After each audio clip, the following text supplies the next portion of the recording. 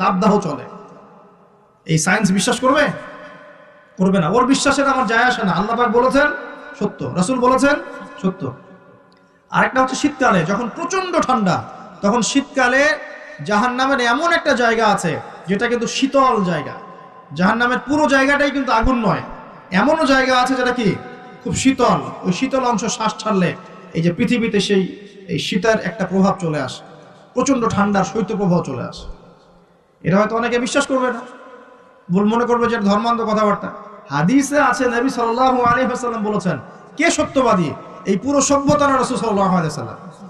এই বিশ্বের সমস্ত মানুষ সত্যবাদী বেশি না আল্লাহ রাসূল বেশি সত্যবাদী? বাস, আর কোনো দরকার আছে কথা? কবরের আযাব সত্য না মিথ্যা? চোখে দেখা যায়? কোন পরীক্ষাগারে প্রমাণ করা যায়?